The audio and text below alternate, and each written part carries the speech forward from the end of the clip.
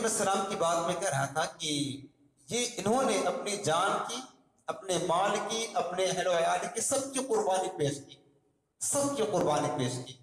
جب بات آئی اپنی جان کی قربانی پیش کرنے کی، تو آپ کا جو چچا تھا، آپ ابھی بابل میں پیدا ہوئے، آپ کے والد کا نام تارخ تھا، تارخ بن ناخور رضی اللہ تعالیٰ عنہ۔ یہ مومن کامل تھے، موحد تھے، یاد رکھنا۔ تارخ بن ناخور یہ آپ کے والد ہیں، اور قرآن عظیم میں جو آپ کے باپ کا نام آزر آیا ہے، علماء نے لکھا ہے کہ در حقیقت آزر آپ کا چچا تھا۔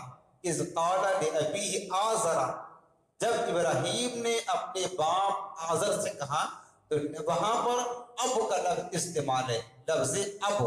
اب عربی زبان کا لفظ ہے، اب کے معنی باپ بھی ہوتا ہے، اب کے معنی چچا بھی ہوتا ہے، اب کے معنی دادا بھی ہوتا ہے، کئی معنی میں استعمال ہوتا ہے۔ تو وہاں پر علماء نے لکھا کہ جب ابراہیم نے اپنے چچا آزر سے کہا، آزر کے بت پرست تھا، بتوں کو بناتا تھا، بتوں کو پوجتا تھا اور بتوں کو بیچتا تھا۔ آپ آزر کے یہاں پرورش پا رہے تھے، تو آزر نے آپ کو بت کی عبادت کی دعوت دی، ٹھیک ہے نا؟ تو آپ نے فرمایا کہ میں تو بت پرستی کو توڑنے کے لیے آیا ہوں۔ آزر نے کہا کہ دیکھو ابراہیم، تم ہمارے دین کو نہیں مانتے ہو، سالانہ اس مقام پر شہر بابل میں ایک میلہ لگتا تھا، بہت بڑا میلہ، جہاں پر تمام مشرکین کفار وہاں جا کر کے جمع ہوتے تھے اور وہاں پر رنگ رلیاں بناتے، اور اس کے بعد بہت بڑا بت خانہ بنا کر کے رکھا تھا انہوں نے، اور چھوٹے بڑے وہ سب جو ہے نا انہوں نے تیار کر کے رکھا تھا بت خانے میں۔ جب یہ لوگ میلہ جاتے نا تو طرح طرح سے مٹھائیاں، کھانے قسم قسم کے عمدہ سے عمدہ اپنے بتوں کے سامنے رکھ دیتے، اس کے بعد یہ سب کے سب میلہ چلے جاتے۔ اس کے بعد جب وہاں سے لوٹ کر آتے تو اپنے بتوں کو سجدہ کرتے، اس کے بعد وہ پرساد کے طور پر ان مٹھائیوں کو کھایا کرتے۔ اب حضرت سیدنا علیہ السلام کو دعوت دی کہ آپ بھی چلے نا ہمارے میلے میں، دیکھیں نا ہمارا دین کیسا ہے، کتنا لطف آئے گا، بہت زیادہ ہم خوشیاں مناتے وہاں پر۔ آپ نے فرمایا کہ میں بیمار ہونے والا ہوں، میں تمہارے ساتھ میلے میں نہیں جاؤں گا۔ غرض کی پوری قوم سب کے سب میلے میں چلے گئی، تنہا حضرت سیدنا ابراہیم علیہ السلام بچے۔ آپ نے موقع اچھا جانا، کلہاڑی اٹھایا اور کندھے پہ رکھا اور سیدھے ان کے بت خانہ میں داخل ہو گئے۔ ساری قوم میلے میں رنگ رلیاں اور مستیوں میں مست ہے۔ تو آپ گئے جب بت خانہ میں داخل ہوئے تو دیکھا کہ بڑے بت ہیں، چھوٹے بت ہیں، ان کے سامنے طرح طرح سے کھانے رکھے ہوئے ہیں۔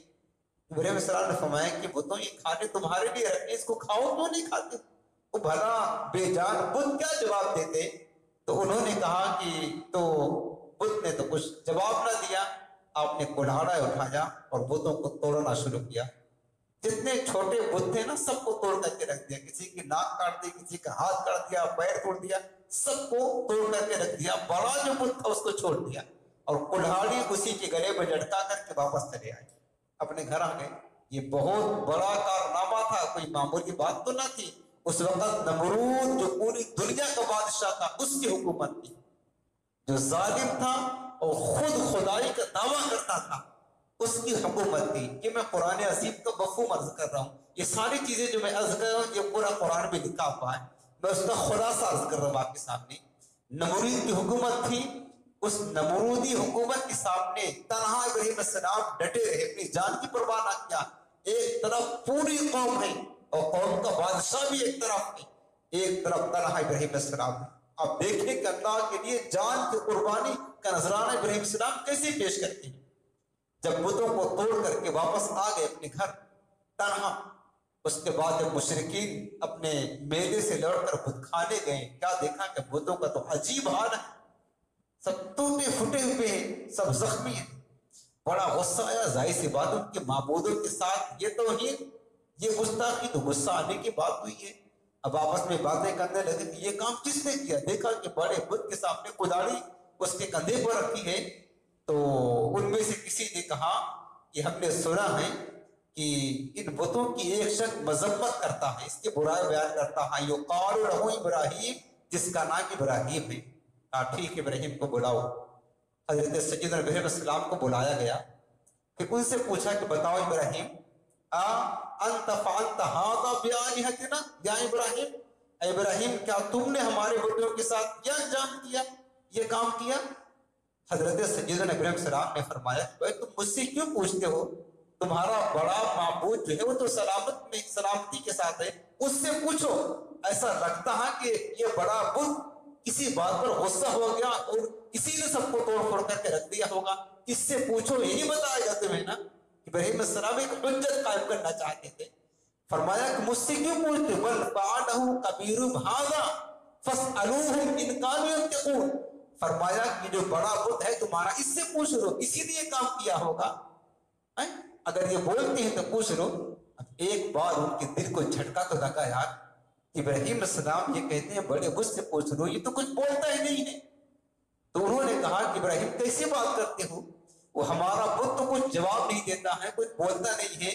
تو آپ نے فرمایا اف لکم ولم تعبدون من دون اللہ، کہا تف ہے تمہاری زندگی پر، تمہاری عبادت پر، لعنت ہے تمہارے معبودوں پر، تم ایسے کی پوجا کرتے ہو، نہ سنتا ہے نہ بولتا ہے نہ دیکھتا ہے، اگر اسے کوئی مارے وہ کچھ اپنی حفاظت بھی نہیں کر سکتا، جو خود اپنی حفاظت نہیں کر سکتا وہ تمہیں کیا بچائے گا، تمہاری حفاظت کیا کرے گا؟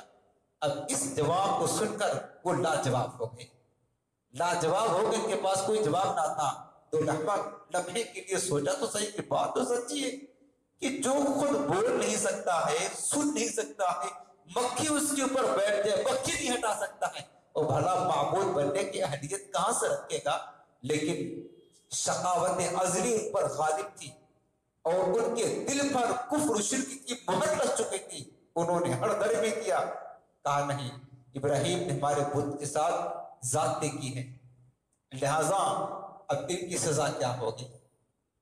اب ان کی سزا یہ تجویز کی گئی، نمرود بادشاہ نے تجویز کیا کہ ان کو بہت بھڑکتی ہوئی آگ میں ڈال دیا جائے، حتیٰ کہ بہت بڑا گڑھا کھودا گیا اور اس میں 40 دن تک لکڑیاں جمع کی گئی، سارے شہر والے مل کر لکڑیاں جمع کرتے رہے، اس کے بعد اس میں آگ لگائی گئی، ٹھیک، اور اس کے بعد جب آگ کے شعلے آسمانوں سے باتیں کرنے لگے، اب ابراہیم السلام کو آگ میں ڈالنے کا فیصلہ ہو چکا، لیکن آگ اتنی شدت پر تھی کہ کون آگ اس کے قریب جائے، کیسے ڈالا جائے گا؟ شیطان نے آ کر مشورہ دیا کہ منجنیق بنائی جائے، وہ ایک پھینکنے کا آلہ ہے، اس کو بنا کر کے اس میں ان کو رکھ کر کے آگ میں ڈال دیا جائے۔ یہ دیکھیں ابراہیم السلام اپنی جان کا، اپنی ذات کا نذرانہ کس کے لیے پیش کر رہے ہیں؟ اللہ کے لیے پیش کر رہے ہیں۔ تو غرض کی منجنیق بنائی گئی، جب آپ کو آگ میں منجنیق میں رکھا گیا اور آگ میں ڈالے جانا لگا تو فرشتوں کا دل دہل گیا، آسمان سے ہواؤں کا فرشتہ آیا، پانی پر جو فرشتہ معمور ہے وہ آیا، کہا ابراہیم کچھ فریاد کرو، اللہ نے مجھے طاقت دی ہوا چلانے کا، آپ حکم دو میں ہوا چلا کر آپ کو بکھیر دوں گا۔ پانی کا فرشتہ آیا، آپ حکم دو ابراہیم میں پانی برسا کر آپ کو بکھیر دوں گا۔ انہوں نے کہا کہ نہیں، انہوں نے کہا ابراہیم السلام کی کہ نہیں، مجھے تمہاری ضرورت نہیں ہے۔ جب فرشتوں نے یہ سنا تو کہا کہ ٹھیک ہے، تم مجھ سے اپنی ضرورت کا ذکر نہیں کرتے تو اپنے رب سے کہہ دو، اللہ بچا لے گا، تمہاری حفاظت فرمائے گا۔ فرمایا کہ نہیں، جانتا ہے وہ میرا رب جلیل آگ میں جاتا ہے گستاخ خلیل۔ آج ہم اگر اپنی ایک چھوٹی سی انگلی چراغ کے لو پر لگائیں، ہماری چیخیں نکل جاتی ہیں، اور وہ آگ اتنی شدت کے ساتھ بھڑک رہی ہے کہ پرندہ اگر اوپر سے اڑ کر جاتا ہو بھی پھٹ کر کے کباب ہو کر کے آگ میں گر جاتا، کوئی اس کے قریب جانے کے لیے تیار نہیں۔ لیکن ابراہیم السلام اللہ کے کیسے عاشق تھے، اپنی جان کی قربانی کا نذرانہ کس انداز میں پیش کر رہے ہیں، آسمان کا سینہ بھی دہل گیا، زمین کا کلیجہ بھی دہل گیا۔ یہ کیسا عاشق ہے اللہ کا، کیسا سچا بندہ ہے اللہ کا، اپنی ذات کی پرواہ نہ کیا اور اپنے رب سے کہتا بھی نہیں ہے مالک تو مجھے بچا دے، میری حفاظت فرما۔ وہ کہنے لگے کہ میرے رب کی مرضی اسی میں ہے تو بس میں آگ میں جانے کے لیے تیار ہوں۔ آخر کار آگ میں جب آپ پہنچے نا، اللہ پاک نے حکم دیا یا نار کونی بردم وسلاما علی ابراہیم، اے آگ تیرا کام جلانا ضرور ہے لیکن ہر ایک کو جلانا تیرا کام نہیں ہے، تیرا کام جلانا ضرور ہے لیکن ہر ایک کو نہیں، لہٰذا میں حکم دیتا ہوں کہ تم میرے ابراہیم کے لیے ٹھنڈی ہو جا اور سلامتی والی بن جا۔ اب آگ میں پہنچے نا، وہی آگ گلے گلزار بن گئی، وہی آگ کے انگارے خوبصورت پھول اور پھلوں کی شکل اختیار کر گئے۔ ٹھیک ہے نا، آگ میں پہنچے آپ تو آگ نہ رہی، آپ کی ارد گرد آگ روشن تھی۔ اب آپ جس جگہ بیٹھے وہ جگہ باغیچہ بن گیا، گارڈن ہو گیا، خوبصورت پھول اور پھل لگ گئے۔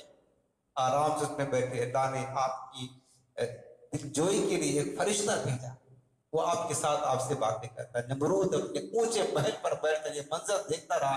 ابراہیم تو جل کر کے خاک ہو چکے ہوں گے، لیکن کیا دیکھا عجیب منظر، ابراہیم تو ایک باغ میں بیٹھے۔ وہیں سے آواز دیا، شور مچانے لگا کہ ابراہیم تم کو آگ نے جلایا نہیں؟ کہا نہیں تو۔